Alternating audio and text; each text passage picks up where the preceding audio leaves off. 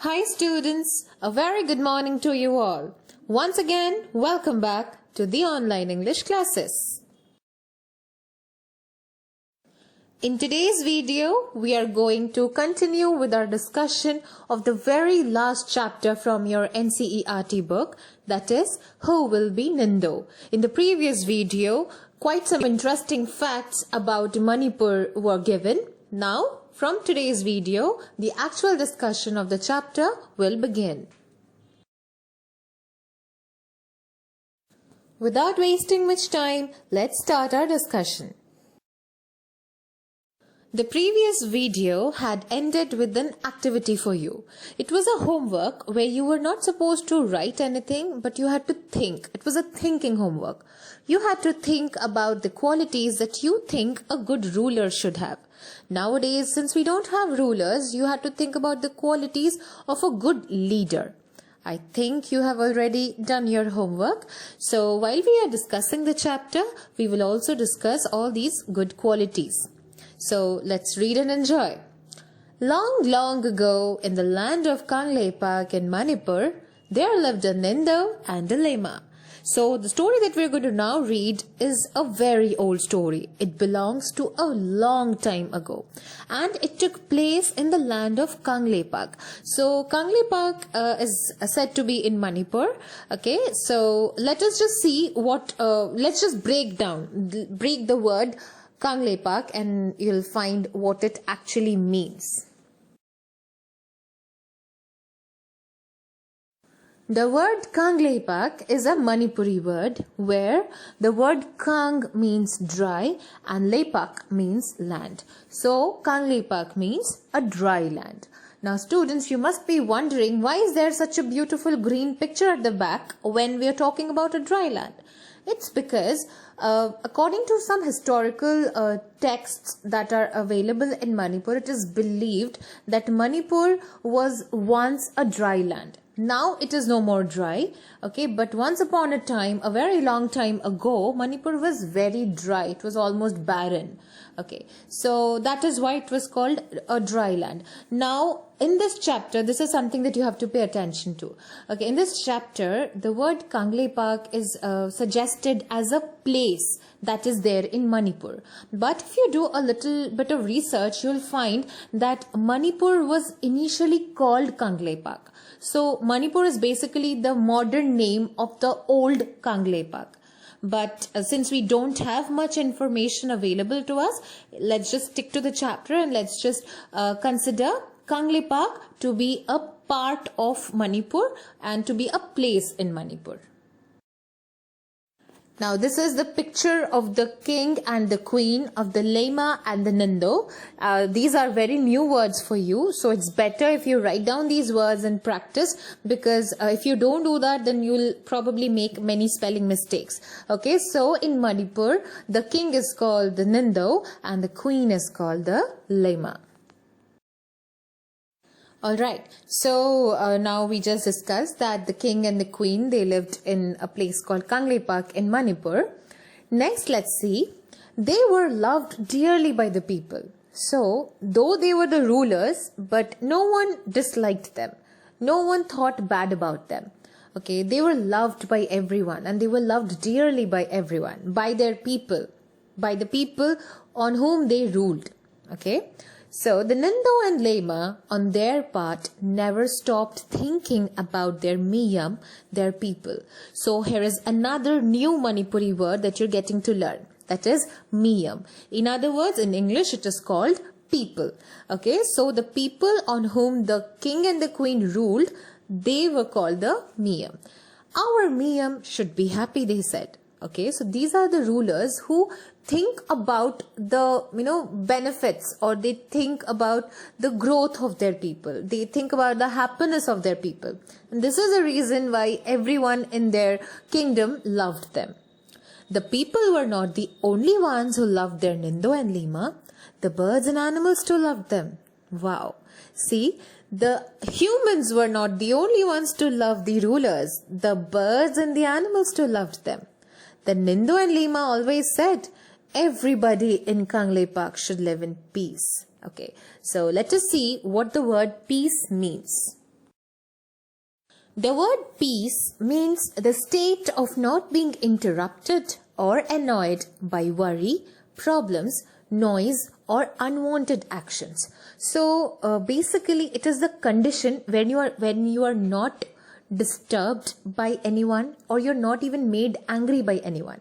So it's not just a person who is disturbing or annoying you, but also situations which can cause worry and problems and all sort of negative things. So if you say that you want a peaceful life, you'd be wanting a life where you'll not have to think about anything, where you'll not have to worry about anything, you'll have no problem, nothing unwanted would be taking place in your life. Yes, so when the rulers of Kangleipak, they are saying that they want their people to live in peace, it means they want their people to live in a condition where they are not disturbed by any unwanted things. Now students, look at this example. Here we have homophones. As you already know, homophones are words which have the same pronunciation, but their spelling is different and their meanings are also different. Okay, so here the word peace, the first piece, here in the chapter we are dealing with the first one, but many times students get confused with the second one as well. So though the pronunciation of both these words are same, but their spelling, as you can see, is different and their meanings are different as well. So the first piece that we just now discussed means freedom from any disturbance, or it is a state of tranquility. And the example that you can see here is meditation leads to inner peace. Okay, so this is how you can use the first piece in a sentence. Now the second one means a separate or limited portion or quantity of something. Okay, so the example of this piece, the second piece would be the piece of a jigsaw puzzle or a piece of cake. Alright, so it's better to understand these words in such a way so that you do not get confused again in the future. Now here we come to the very first good quality that a good ruler should have. Now before that, you should know that the word ruler is a common gender word. Okay, both a man and a woman can be rulers. A king can also be called a ruler. A queen can also be called a ruler. Okay, so like in example, in most of our Indian stories, we get to hear only about kings. The king is the person who's ruling. Okay, and the king has his wife who's called the queen, but the actual ruler is not the queen, but the king. Alright, but if you talk about England, there the queen is a woman. She is the ruler. Okay, so the man she is married to, he is the prince, but he is not the ruler. The queen is the ruler. Okay, so a good ruler cares not just for his or her people or miyam that we just now learned, this is a Manipuri word, but also for every form of life around him or her. Okay, so a ruler should not just be worried about how the people of his kingdom are doing. The ruler should be equally worried about all the forms of life, be that birds, animals, trees, everything. Okay, because every single thing that has life in it, if we all coexist together, if we all live together happily, then only we can be fully peaceful, right? So this is something that a good ruler should definitely possess. The birds and animals too loved them. The NINGTHOU and Lema always said, everybody in Kangleipak should live in peace. Okay, so here everybody is not dealing with just humans, but also with other forms of life. Okay, so not only the people, but the birds, animals and trees. Here it is clearly mentioned that everyone should be living in peace, be that people, birds, animals or trees. Because if everyone is happy, if everyone is in their best condition, only then can a kingdom or the collective life of everyone can be peaceful. Their beloved king and queen had 3 sons. Okay, before we talk about the 3 sons, let's first have a look at the meaning of the word beloved. The word beloved is very easy. It means to be loved. When you are loved by somebody, you are called a beloved. Okay, so you are dearly loved by your parents. All the children in the world are dearly loved by their parents. So all the kids are the beloved of their parents. Alright, now students, pay attention to this. Here we are talking about the royal family of Kangleipak. Okay, so the story that we are dealing with right now. So here on the very top you can see, not on the very top, there the royal family is written. Below that, the Nindho and Lema. Okay, so if this is a couple, they are the king and the queen, and they have 3 sons. Now see the names very carefully. Sana Joba, Sana Yama, and Sana Tomba. All these words are very new to you, so you have to practice them a lot. Okay, so once again, I'm telling the names: Sana Joba, Sana Yama, and Sana Tomba.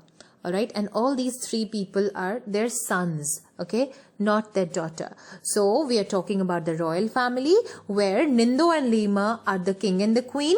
This is not their name, remember. This is the king. The word king is, it means Nindho, and the word queen means Lema. We do not know the names of the Nindho and Lema, but the names of their sons are Sana Joba, Sana Yema, and Sana Tomba. Alright, so let us just keep our discussion till here. We'll find if they have any more family member or not. Alright students, now it's time for you to go through a quick summary of all the important points that have been discussed in today's video. In the very beginning, we discussed that the Nindho and the Lema lived in Kangleipak with their children. So we also saw that they were loved by the people and also by the birds and animals. Yes, now why is it so? Because they believed that everyone in their kingdom should live peacefully. So we get to know that this pair of rulers, they were not just in love with their people, but they also loved the nature. Okay, so they loved every form of life around them. And we also discussed that Miyam is the Manipuri word for people. So in this chapter, you have learned quite some new Manipuri words, and you're going to learn more words. So it's better if you write these down and practice. Alright, it's time for you to answer some very easy questions now.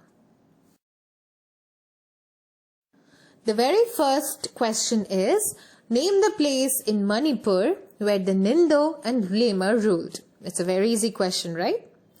Yes. So question number 2 is, why did the people of Kangleipak love their king and queen? Again, a very easy question. Question number 3 is, what are the names of the Nindho's sons? Okay. So be very careful when you are writing down the answer to this question. Alright. So these are the 3 questions that you have to write down. Alright, so with this we come to the end of our discussion of the very first part of the chapter, Who Will Be Nindho. In the upcoming few videos, the subsequent parts of this chapter will be discussed. Until then, stay safe and goodbye.